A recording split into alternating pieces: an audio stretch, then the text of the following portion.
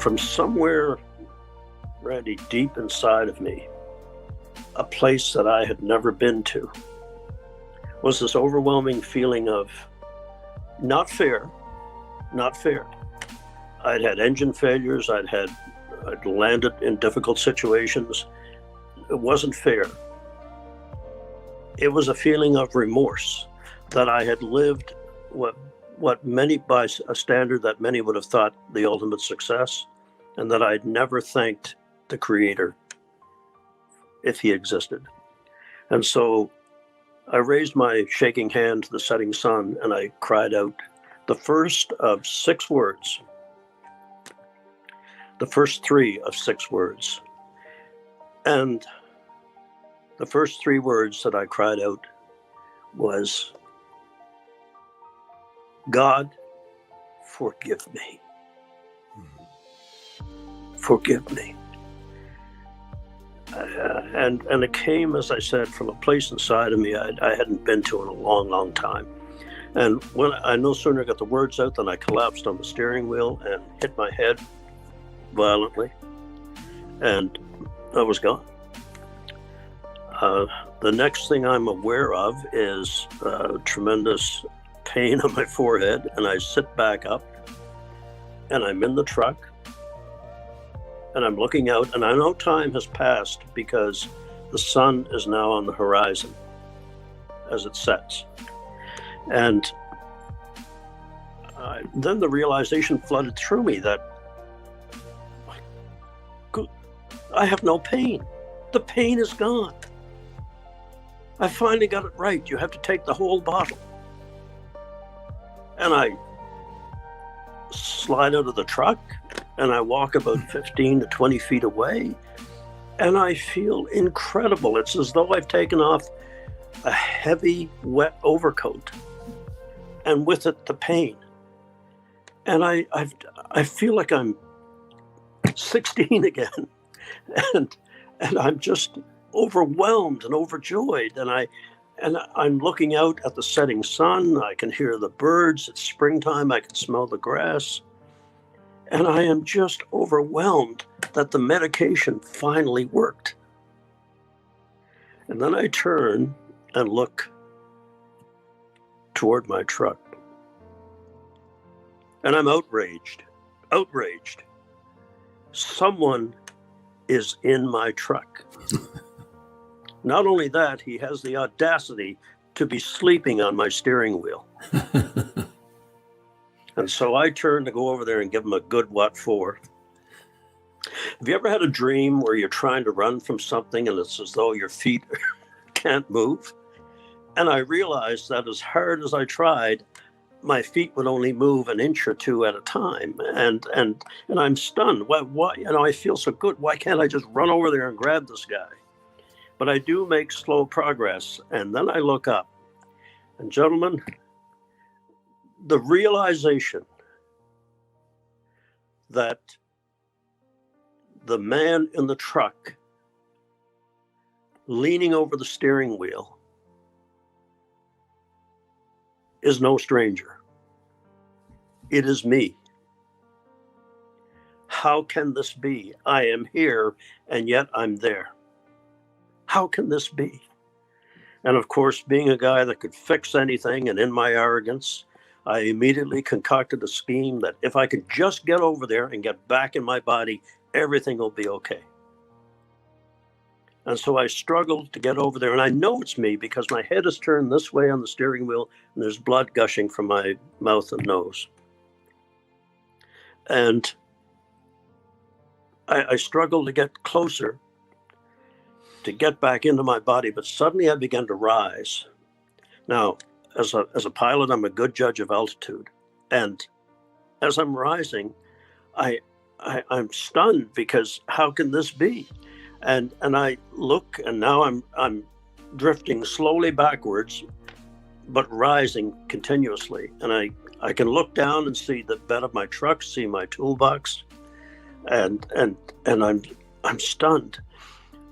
I rise a little higher, and then something made me look up, instead of down, because I could see the surrounding area. I could look through the back window of the truck. I could see my body sloped over the wheel. And then I turn and I look up. And there, right in front of me, is this golden circle. It's maybe 200 feet away. It's about 60 feet in diameter. And it's like a golden wedding ring.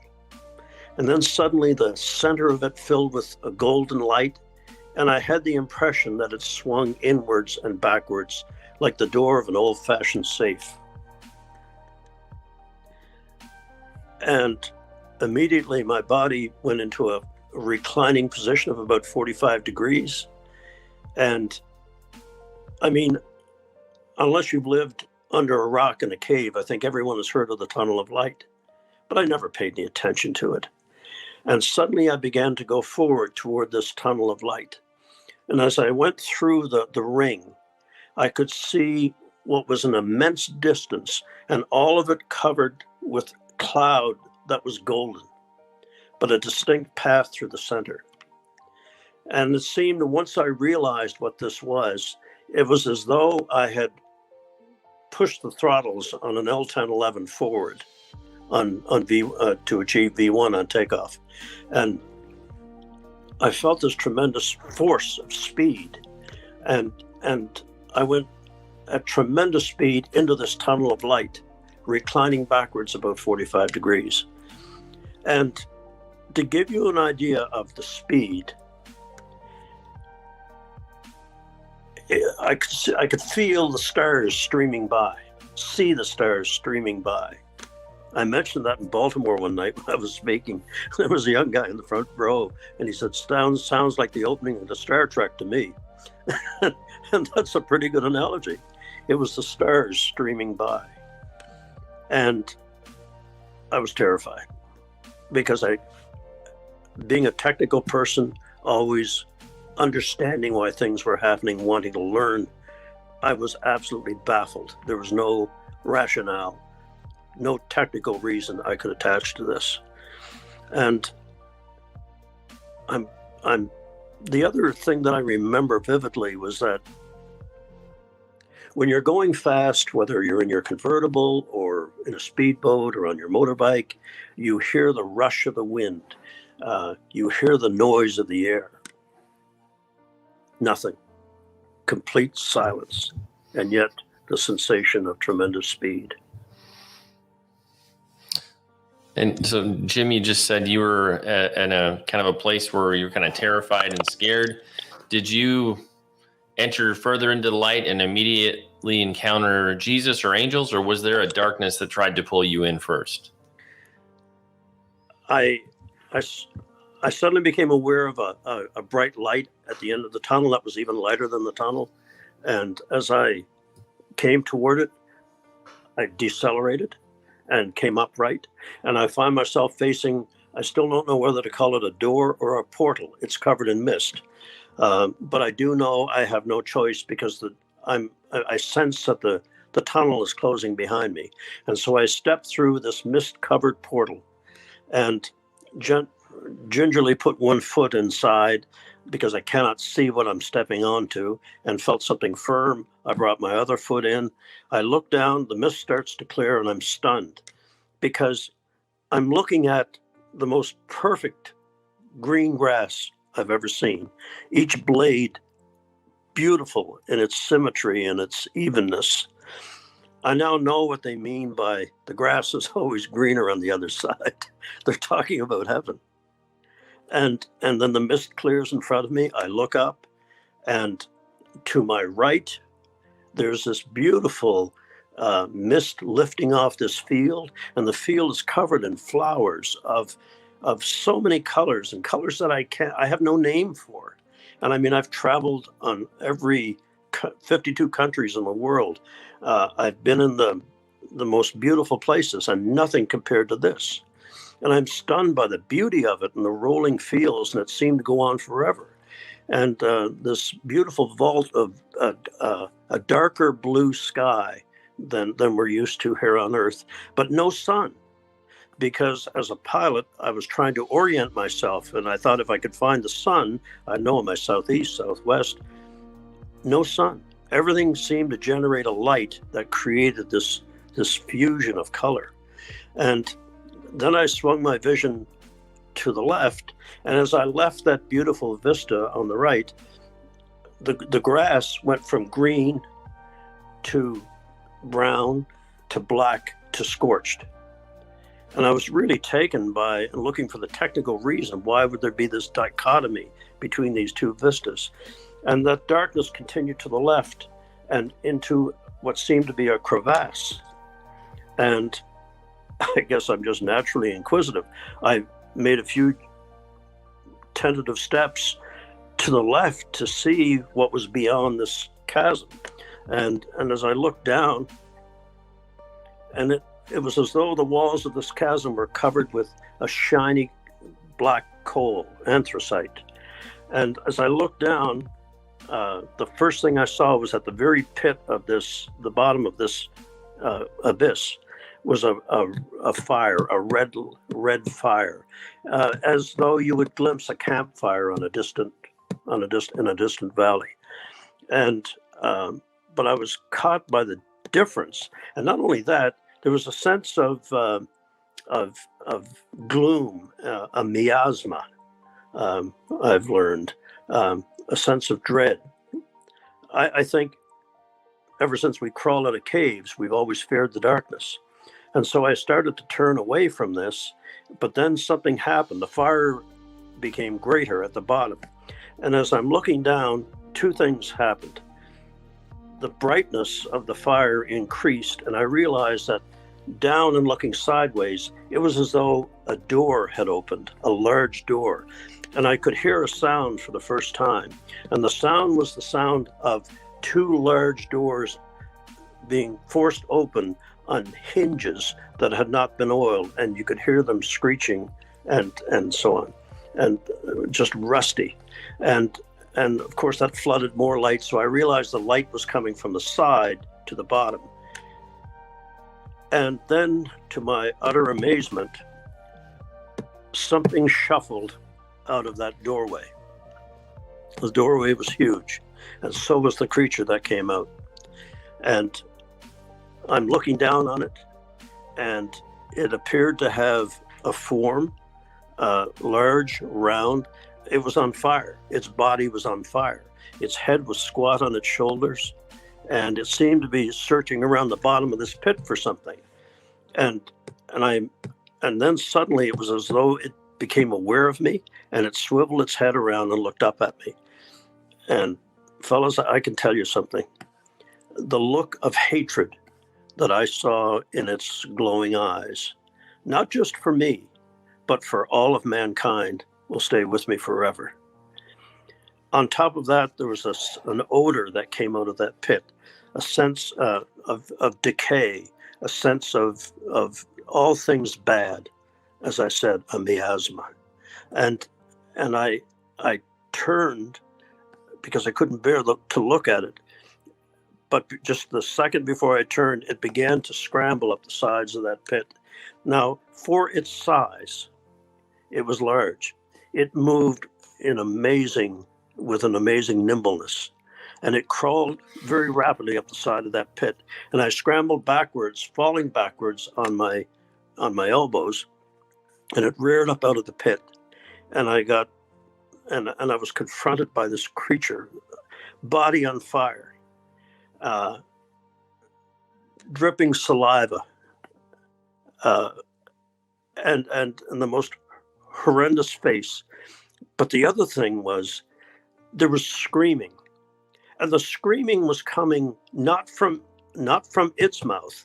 The screaming appeared to be coming from within the body. It was as though this creature, Randy, had consumed souls, and they were crying out for mercy. And it stepped out of the pit and lumbered toward me. And to keep my sanity, I scrambled to my feet and turned my back to it.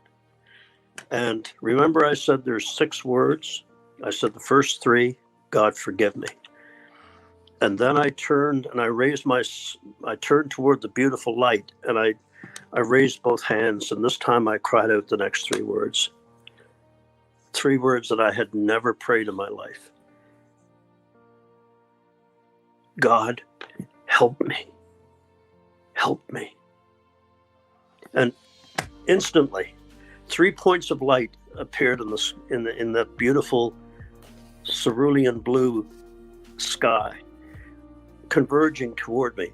One was coming from about 90 degrees, the other one from about 260, and the other one from about 310, and all converging into one.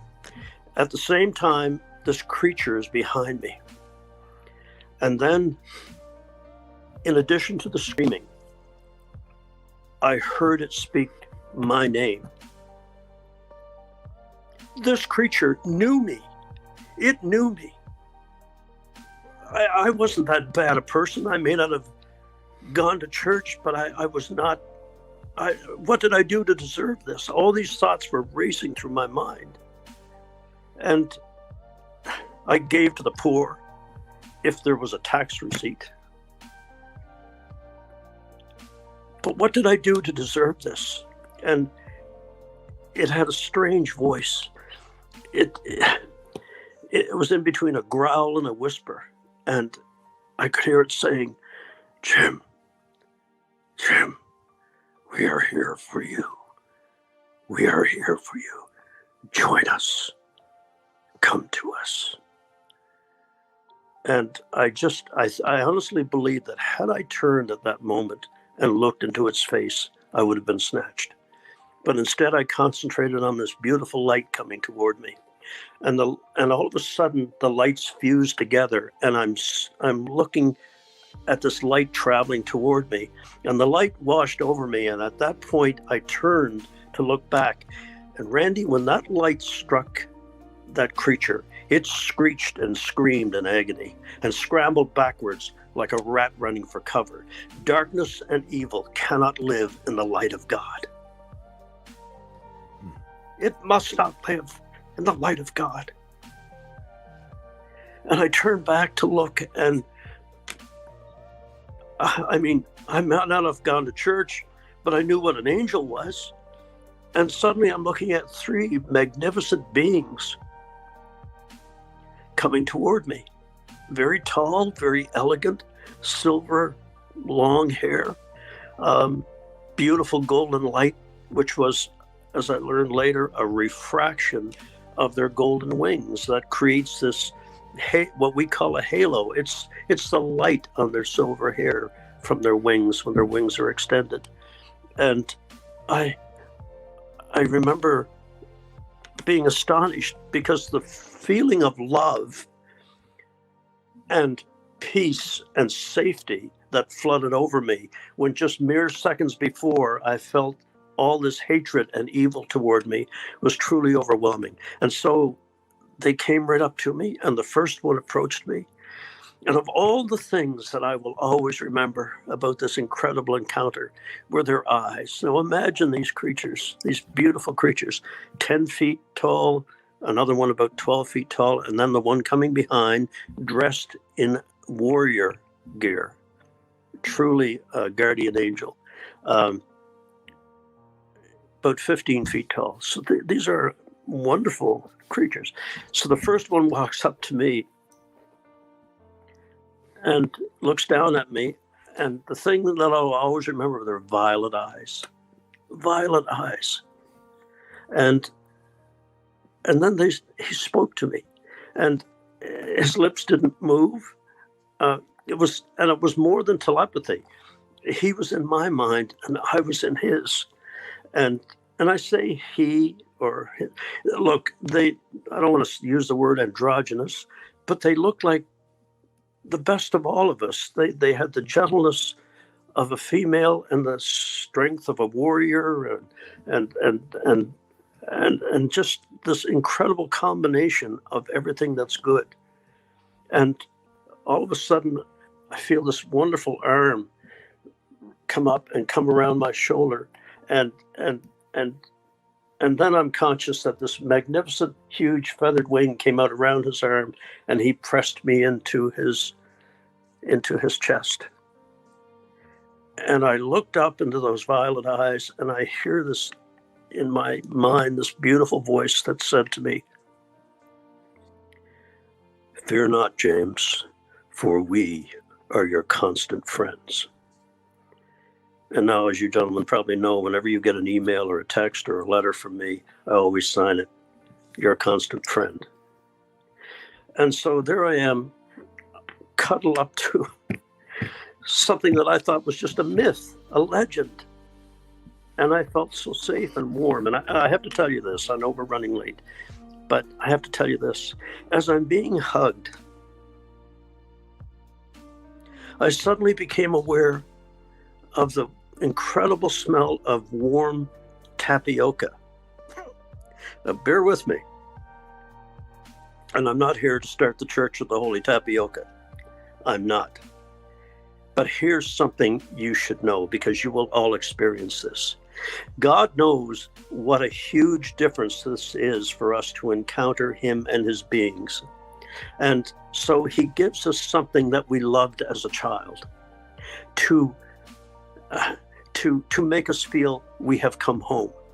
And when I was a young boy walking home through a snowstorm in northern Canada in the middle of June, I'd get to my grandmother's house and I'd go in, and on her wood stove, she would have made warm tapioca for me. Isn't that wonderful? And for some of you, it may be the smell of your mom's perfume. It might be the smell of your dad's burn. It might be any of those things that brought you joy as a child. And for me, it was the smell of tapioca. So, yeah. You know, our viewers, Jim, have noted sometimes the variance in the stories. That is, each of us accounts something a little bit differently, or sometimes significantly differently than what others have mentioned. But I know it doesn't bother you or me in hearing these different accounts, because we can each reach a destination, and along the way, our account of our travels to that destination, and even our expression of how that destination looks and appears to us, is relevant very much to our own experiences, our personality, and all of those things. I just think it reflects the glory of God to know us and what we need. And your account in meeting the creature, I can identify to some extent, having seen a battle between the angels and the demons as I was being pulled by that proverbial light. I thank you for bringing us to the account where you had met the angels and the warmth of those angels and how they affected you, the three of them. Anyway, the guardians were wonderful. I felt safe. And then they're very elegant. I do have to tell you this, because I think people would be very interested in this. I was taken by how they bowed to me. They bowed to me. And I felt rather uncomfortable, because I should be bowing to them. And I questioned why, because it was such a bow of respect and subservience, and bowed very low. And they spoke with kind of this Victorian perfection in their voice. I didn't hear any thou or thee, but a very measured tone that incredibly, and with every word they spoke, there was wisdom. Anyway, I questioned the guardian that I eventually found out was mine all my life. Now, that angel had pulled an awful tour of duty, but I digress. But I asked why, and they said, "James, do you not know that when we look at mankind, we see the spark of life of our master?" Isn't that something? We who consider ourselves the lowest of the low are looked at by the angels in awe of us. Anyway, So we walk, and I'll skip forward, but they showed me many things, told me many things. I developed 360-degree omnivision, I call it. I heard everything. I understood everything. The beautiful flowers that spoke to me, that sang to me. But eventually, we come to this beautiful pasture, and I guess they knew my love of horses. And again, I think it ties into your comment on your grandmother's chocolate chip cookies and my love of tapioca, and because they wanted to show me something that would really make me happy. And the second guardian raised his hand, and suddenly coming from around the grove of trees toward me, and as they trotted across the grass lit up with light from their hooves. And there were three of the most magnificent horses coming toward me. Now, I had never studied the Bible. I had no idea at that time that when Jesus comes back, he'll be riding a white horse. It's in the Bible. And I'm stunned, because as I stand there, they come right up to the fence, and I had loved their kind all my life, and they seemed to know that. And they looked at me with such love in their eyes. And I reached forward to stroke the neck of the lead horse, and my hand sank right into the body of this being of light. And when I pulled it back, Randy, the light of the horse's body stuck to my hand till I got it 10 to 12 inches beyond, and then it came back into the horse's body. And it was just phenomenal to watch and to experience. And I've come to call it the sticky love of God. That's something you hear every day. So so that was the horses. And so we went from there, and I'll skip through to a really important part. They were showing me more things, and I suddenly was conscious of one of the guardians standing next to me, and he said, "Hold my cloak." And so I reached over and held on, and suddenly we were above, looking down, and I thought I was looking at a reflecting pool, but it opened up, and I realized I'm having an aerial tour of heaven. And I hate using that term because you hear people that talk about our experiences, Randy, and they call it heavenly tourism. What a lack of faith that is, to hear that term of derision. I believe with all my heart, I know this is real. I wasn't imagining it. I wasn't hallucinating. And so I was able to look, and I didn't know at that time that I wasn't being allowed to stay. You have to remember that. And people say to me, "Did you see your family?" No, I did not. It was explained to me that later that I could not set foot in the heavenly city, but they would show me the heavenly city. I didn't connect it with the fact that I wasn't staying. So anyway, to see the halls of knowledge, the halls of wisdom, how heaven is laid out. And yes, the streets are gold, but it's not the brassy gold that we come to think of on earth. It's a different shimmer of gold. It's not the Fort Knox kind of gold. So saw many things, had the opportunity to ask many questions. The thing I do want to talk about, because this is a comfort to so many parents, there was one building that stood out among all the rest. And the buildings are made not of stone, not of wood, but of a material that has a light in it. Now that, I don't want it to sound too Las Vegas-y, but it was a gentle, welcoming light. But this particular building glowed with a light that had a warmth to it. And I asked what building that was, and I was stunned when they said, "That is the nursery." And I responded, "Nursery in heaven?" And they said, "Yes, James, this is where the souls of aborted children, or children who die in their innocence from disease, or come back here. And each soul is so precious to God that they're cared for. They grow at a different rate because they're not growing a physical body. So they grow at about 3 times the rate that we do, that a child does on Earth. And this is where they take care and so on of the little souls that have been unwanted or have died. And I had no idea how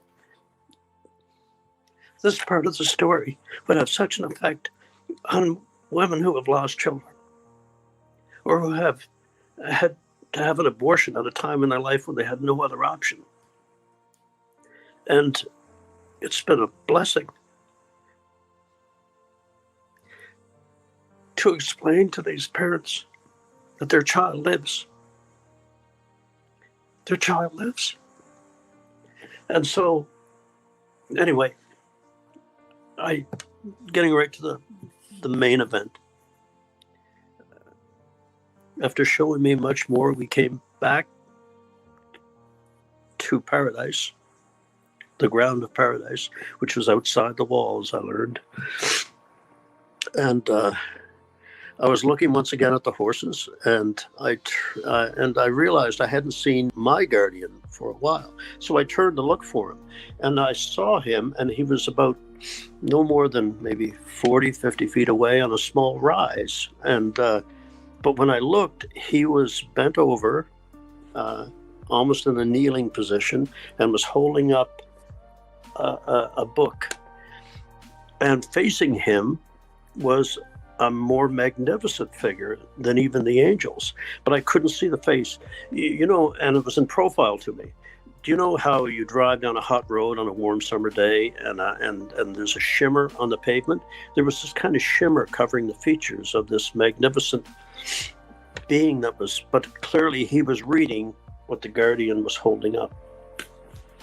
And I took note of the book that the guardian had taken out of his sleeve, and it was as thin as a cheap roadside diner menu.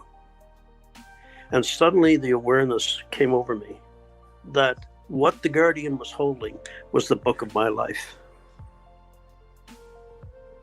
And instead of it being a book filled with good deeds and kindness, all I had to show for a life that I thought was the epitome of success was this tiny, tiny book. Thin. You know, Charles Dickens wrote a wonderful line when he wrote, "Mankind should have been my business." And instead, it was all about the pursuit of wealth. And all I had to show for it, although I thought myself a kind person, all I had to show for it was this little thin book.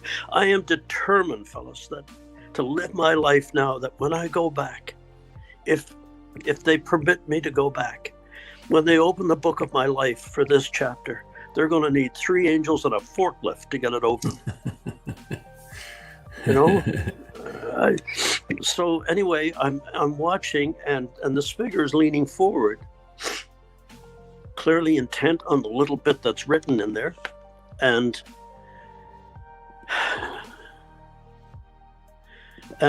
suddenly the figure straightened up, and the angel put the fold of the book, put it in his sleeve, and disappeared. And then this magnificent figure turned toward me. And as he turned from profile to direct on, suddenly the shimmer gradually the shimmer that had covered his features vanished. And I found myself face to face with none other than Jesus Christ, the Son of God, someone that I thought was just some old Jewish legend that people had made up to create whatever. And I'm looking at this figure and the magnificence of this figure, not just the look of intense love and concern for me, but this golden light flowed out of him from all, seemed to start at head and flow down his body.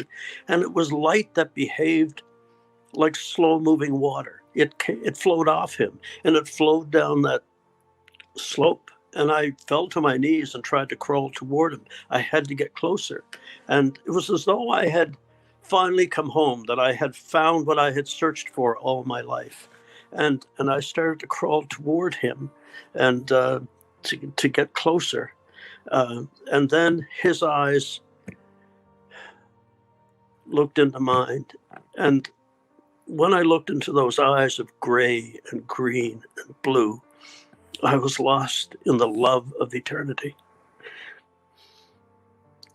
This magnificent creature knew me too, but this was a creature of love and forgiveness and desired to know me better. And for a split second, and Randy, you probably experienced this too, although my intellect knew better, it was as though when my eyes met his, it was as though I was the only one in creation, the only one he had ever created. He knew me that intimately and loved me that deeply. And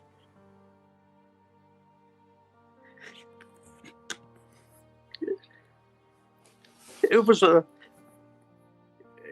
moment that I knew from then on that whatever happened to me, I was his forever. Forever.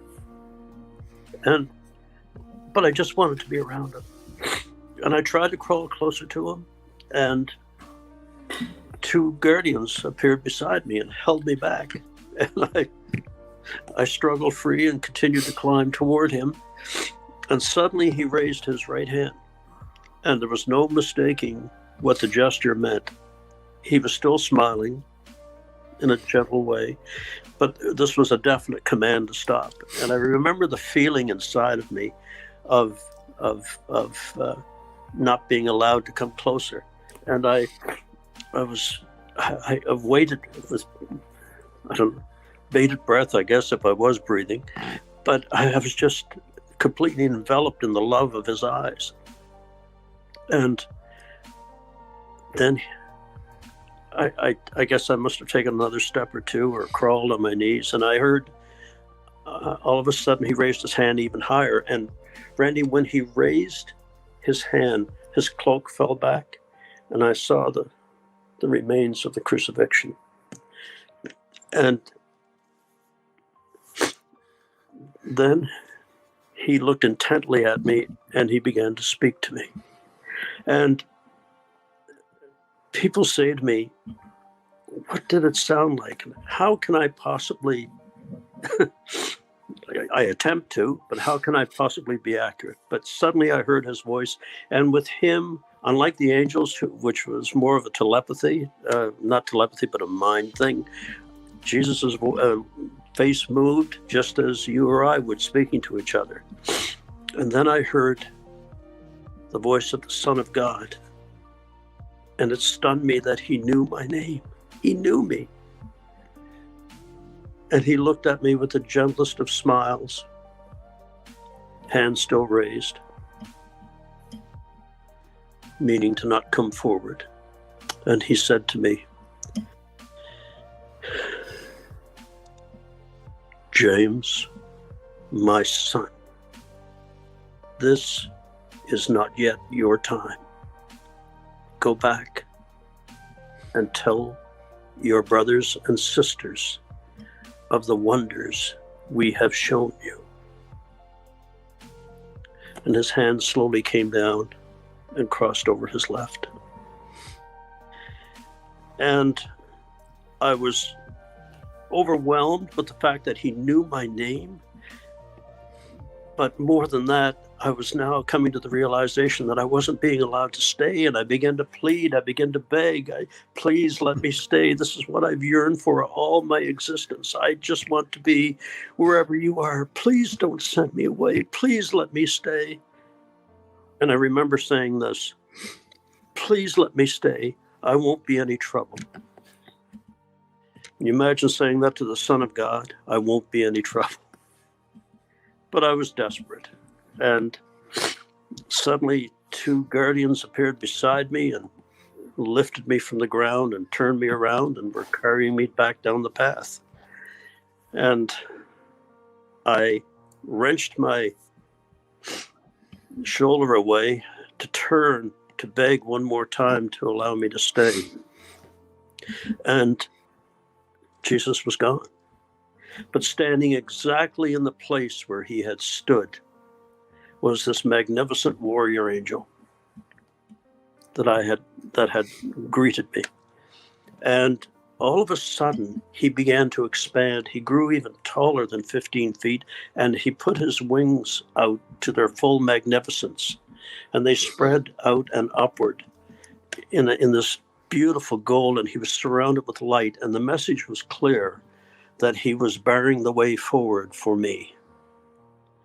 And suddenly, I feel the angels hold me again. Everything goes dark, and I'm in a black tunnel, and I can hear water, and it's cold, and it's painful, and I feel like I'm descending at tremendous speed. But unlike the tunnel of light, there's no beauty. There's just darkness, and I'm going down this steep descent, and suddenly, I guess they tell me that I scared the daylights out of the nurses, because I'd been, of course, triaged, and they had told my wife that there was no hope of me coming back, that there was no brain sign, no sign of dreaming, no sign of hallucinating, nothing. And brain sign, of course, is the measure of death, not heartbeat. They, of course, had triaged me, had me hooked up to everything. There was complete renal failure of all my organs. And the doctors had said to Lorraine that they would keep me until our children arrived to say goodbye, and then they would recommend that she pull the plug on the machinery that was flowing blood through my organs. And suddenly I come upright and scared the daylights out of the nurse, she told me, and later, and screaming around all the tubes because I was intubated, and they ran and got my wife and said, "Mrs. Woodford, come quickly." And Lorraine's a nurse. She ran into the room and she couldn't believe it. She said, my eyes were as big as saucers. I was trying to orient from the beauty of heaven to lying on a gurney. And she climbed up on the bed with me and started to cry, and they were watching my blood pressure come back to normal. All my organs start to operate again. So eventually they pulled the tube out so I could speak clearly, and my throat was terribly sore and raw. And I looked into my wife's pretty face, and I said, Lorraine, I saw Jesus, and Jesus has horses." Of all the things I could have said to her, Jesus has horses. And I'm back. Wow, there's so many directions we could go after everything you've shared. But I want to be conscious of our time, because we are starting to get to the end of our time together today. In terms of what you understood is why you came back, what your mission, your calling was on this side of your heaven journey, what shifted for you? How was your mission different on this side of your experience? Just let me quickly tell you this. What the words that Jesus said to me: James, he knew my name, my son. He's the father of us all. This is not yet your time. That implies to me that if I live a good life, there will be a time when I'll go back. Go and tell, which I'm doing with you now, your brothers and sisters of the wonders we have shown. And that's what I try to do every day. And, and the cynics out there, when they see me hawking a book, the funds from this book go to help all the poor that we can find. It's not a lot, but we do what we can. That's another thing that I think that has been noted by some of the listeners or viewers, when and I too, Jim, have authored a book. They think, oh well, they're just taking advantage of the opportunity, really, and that kind of discounts the story in itself. In reality, many of the accounts that we've heard really are those that where either the author has reluctantly entered into writing a book or has been compelled by this edict that they felt from the Lord saying, you need to share this story. But I don't know if I've run across a single one who is a born again believer in Jesus Christ who has profited through this process. Well, there we go. Jim hasn't either, So it all goes back into the ministry. It all goes back to helping others. Well, sadly, as we all know, there are, shall we say, people preaching that do it for money only. And so the rest of us are tarred with that brush. I don't look for any of that. I don't want any of that, but we do want to help all we can. Yes. And your story, Jim, gives glory to Jesus Christ. And that's what I think is the determinant of what is a testimony that the Lord wants to be shared publicly in forms like this versus others who may share it and kind of give that glory to them. They feel enlightened or something to that effect. I know Jim and I share this.